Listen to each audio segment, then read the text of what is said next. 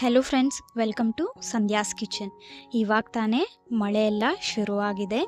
ಈ ಥರ ಟೈಮಲ್ಲಿ ಈವ್ನಿಂಗ್ ಟೈಮ್ ಸ್ನ್ಯಾಕಿಗೆ ಈ ಥರ ಸ್ಟಫ್ಡ್ ಮಿರ್ಚಿ ಬಜ್ಜಿ ಯಾರಿಗೆ ತಾನೇ ಇಷ್ಟ ಆಗಲ್ಲ ಅಲ್ವಾ? ಈಸಿಯಾಗಿ ಟೇಸ್ಟಿಯಾಗಿ ಮಾಡುವಂಥ ಈ ಸ್ಟಫ್ಡ್ ಮಿರ್ಚಿ ಬಜ್ಜಿ ಹೇಗೆ ಮಾಡೋದು ಅಂತ ನೋಡೋಣ. ತುಂಬ ಟೇಸ್ಟಿಯಾಗಿರುತ್ತೆ ರೆಸಿಪಿ. ಈ ಮಳೆಗಾಲದಲ್ಲಂತೂ ಎಂಜಾಯ್ ಮಾಡ್ತೀರಾ ಟೀ ಟೈಮ್ ಸ್ನ್ಯಾಕ್ಸ್ಗೆ. ಬನ್ನಿ ಈ ಟೇಸ್ಟಿ ರೆಸಿಪಿ ಹೇಗೆ ಮಾಡೋದು ಅಂತ ನೋಡೋಣ. ಫಸ್ಟ್ ನಾನಿಲ್ಲಿ 4-5 ಮಿರ್ಚಿ ಬಜ್ಜಿನ ಚೆನ್ನಾಗಿ ವಾಶ್ ಮಾಡಿ ಡ್ರೈ ಮಾಡಿಬಿಟ್ಟು ಈ ರೀತಿ ಮಧ್ಯದಲ್ಲಿ ಸ್ಲಿಟ್ ಮಾಡಿ ಒಳಗಡೆ ಇರುವಂಥ ಈ ಥರ ಸೀಡ್ಸ್ ಎಲ್ಲ ರಿಮೂವ್ ಮಾಡ್ತಾ ಇದ್ದೀನಿ. ಕ್ಲೀನಾಗಿ ಈ ಸೀಡ್ಸ್ ಎಲ್ಲ ರಿಮೂವ್ ಮಾಡಿ ಇದೇ ರೀತಿ ಎಲ್ಲ ಮಿರ್ಚಿ ಬಜ್ಜಿಯಲ್ಲಿ ಕೂಡ ಸ್ಲಿಟ್ ಮಾಡಿ ಸೀಡ್ಸನ್ನು ರಿಮೂವ್ ಮಾಡಿಕೊಂಡು ಸೈಡಲ್ಲಿ ಇಟ್ಕೊಳ್ಳಿ.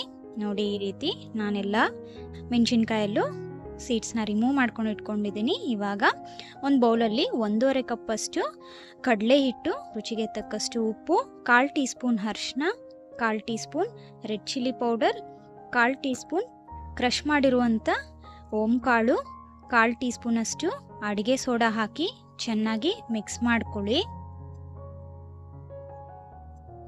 ಚೆನ್ನಾಗಿ ಮಿಕ್ಸ್ ಮಾಡಿಬಿಟ್ಟು ಸ್ವಲ್ಪನೇ ನೀರು ಹಾಕ್ಕೊಂಡು ಈ ರೀತಿ ಸೆಮಿ ಸಾಫ್ಟ್ ಬ್ಯಾಟರ್ ಆಗಿ ಇದನ್ನು ಮಿಕ್ಸ್ ಮಾಡ್ಕೊಬೇಕು. ಒಂದೇ ಸತಿ ನೀರು ಹಾಕೋಕ್ಕೆ ಹೋಗಬೇಡಿ, ಸ್ವಲ್ಪನೇ ಹಾಕ್ಕೊಂಡು ಈ ರೀತಿ ಕನ್ಸಿಸ್ಟೆನ್ಸಿಯಲ್ಲಿ ಬ್ಯಾಟರ್ನ ರೆಡಿ ಮಾಡ್ಕೊಬೇಕು. ಈ ರೀತಿ ರೆಡಿ ಮಾಡ್ಕೊಂಡಿರೋಂಥ ಬ್ಯಾಟರ್ನ ಒಂದು ಗ್ಲಾಸಲ್ಲಿ ತಗೊಳ್ಳಿ. ಗ್ಲಾಸಲ್ಲಿ ತಗೊಂಡು ಈ ರೀತಿ ಮೆಣಸಿನ್ಕಾಯಿನ ಡಿಪ್ ಮಾಡ್ಕೊಳ್ಳಿ. ಗ್ಲಾಸಲ್ಲಿ ತಗೊಳ್ಳೋದ್ರಿಂದ ಮೆಣಸಿನ್ಕಾಯಿ ಕ್ಲೀನಾಗಿ ಬ್ಯಾಟರಲ್ಲಿ ಡಿಪ್ ಆಗುತ್ತೆ. ಡಿಪ್ ಮಾಡಿಕೊಂಡು ಡೀಪ್ ಫ್ರೈಗೆ ಬೇಕಾಗಿರೋಷ್ಟು ಎಣ್ಣೆ ಬಿಸಿ ಮಾಡಿಕೊಂಡು ನಿಧಾನವಾಗಿ ಒಂದೊಂದೇ ಮೆಣಸಿನ್ಕಾಯಿನ ಎಣ್ಣೆಯಲ್ಲಿ ಹಾಕ್ಕೊಂಡು ಸ್ವಲ್ಪ ಹೊತ್ತು ಹಾಗೆ ಫ್ರೈ ಮಾಡೋಕ್ಕೆ ಬಿಡಿ. ಇದು ಸ್ವಲ್ಪ ಫ್ರೈ ಆದಮೇಲೆ ನಿಧಾನಕ್ಕೆ ಈ ರೀತಿ ಒಂದೊಂದೇ ಫ್ಲಿಪ್ ಮಾಡ್ಕೊಳ್ಳಿ. ಫ್ಲಿಪ್ ಮಾಡಿಕೊಂಡು ಈವನ್ ಆಗಿ ಎಲ್ಲ ಕಡೆ ಗೋಲ್ಡನ್ ಕಲರ್ ಆಗೋವರೆಗೂ ಇದನ್ನು ಫ್ರೈ ಮಾಡ್ಕೊಬೇಕಾಗುತ್ತೆ. ಮೀಡಿಯಮ್ ಫ್ಲೇಮಲ್ಲಿ ಇಟ್ಕೊಂಡು ಇದನ್ನು ಫ್ರೈ ಮಾಡ್ಕೊಳ್ಳಿ. ಈ ರೀತಿ ಫ್ರೈ ಆಗಿರುವಂಥ ಬಜ್ಜಿನ ಕ್ಲೀನಾಗಿ ಎಣ್ಣೆ ಎಲ್ಲ ಡ್ರೈನ್ ಮಾಡಿಕೊಂಡು ಒಂದು ಪ್ಲೇಟಲ್ಲಿ ತಗೊಳ್ಳಿ. ಇವಾಗ ಸ್ಟಫಿಂಗ್ಗೋಸ್ಕರ ಒಂದು ಮಿಕ್ಸಿಂಗ್ ಬೌಲಲ್ಲಿ 2 ಮೀಡಿಯಮ್ ಸೈಜಷ್ಟು ಈರುಳ್ಳಿ ಚಿಕ್ಕದಾಗಿ ಕಟ್ ಮಾಡಿಕೊಂಡು ತಗೊಳ್ಳಿ. ಇವಾಗ 2 ಟೇಬಲ್ ಸ್ಪೂನಷ್ಟು ತುರಿದಿಟ್ಕೊಂಡಿರುವಂಥ ಕ್ಯಾರೆಟ್, ಸ್ವಲ್ಪ ಕೊತ್ತಂಬರಿ ಸೊಪ್ಪು, ರುಚಿಗೆ ತಕ್ಕಷ್ಟು ಉಪ್ಪು, 1/4 ಟೀ ಸ್ಪೂನಷ್ಟು chaat masala powder, 1 teaspoon ನಿಂಬೆಹಣ್ಣಿನ ಜ್ಯೂಸ್ ಹಾಕ್ಕೊಂಡು ಇದನ್ನು ಚೆನ್ನಾಗಿ ಮಿಕ್ಸ್ ಮಾಡ್ಕೊಳ್ಳಿ. ಇದು ಚೆನ್ನಾಗಿ ಮಿಕ್ಸ್ ಮಾಡ್ಕೊಂಡ್ಮೇಲೆ ಇವಾಗ ಡೀಪ್ ಫ್ರೈ ಮಾಡ್ಕೊಂಡಿರುವಂಥ ಬಜ್ಜಿಗೆ ಈ ರೀತಿ ಮಧ್ಯದಲ್ಲಿ ಕಟ್ಸ್ ಮಾಡ್ಕೊಳ್ಳಿ.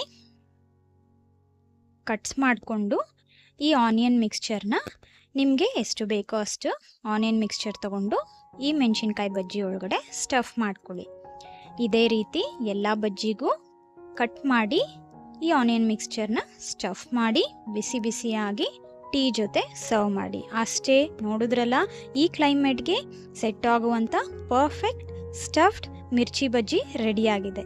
ಈ ರೆಸಿಪಿ ನಿಮಗೆಲ್ಲರಿಗೂ ಇಷ್ಟ ಆಗಿದೆ ಅಂದ್ಕೊತೀನಿ. ಇಷ್ಟ ಆಗಿದರೆ ತಪ್ಪದೆ ನನಗೆ ಕಮೆಂಟ್ ಸೆಕ್ಷನಲ್ಲಿ ತಿಳಿಸಿ. ಹಾಗೆ ಈ ವಿಡಿಯೋನ ನಿಮ್ಮ ಫ್ರೆಂಡ್ಸ್ ಆ್ಯಂಡ್ ಫ್ಯಾಮಿಲಿ ಜೊತೆ ಶೇರ್ ಮಾಡಿ. ಇನ್ನಷ್ಟು ಈಸಿ ಆ್ಯಂಡ್ ಟೇಸ್ಟಿ ರೆಸಿಪೀಸ್ಗೆ ಸಂಧ್ಯಾಸ್ ಕಿಚನ್ ಚಾನಲ್ನ ಸಬ್ಸ್ಕ್ರೈಬ್ ಮಾಡೋದು ಮರಿಬೇಡಿ. ಪಕ್ಕದಲ್ಲಿರುವಂಥ ಬೆಲ್ ಐಕನ್ನ ಕ್ಲಿಕ್ ಮಾಡಿ. ನನ್ನ ಎಲ್ಲ ಲೇಟೆಸ್ಟ್ ನೋಟಿಫಿಕೇಷನ್ಸ್ ನಿಮಗೆ ಸಿಗುತ್ತೆ. Thank you for watching.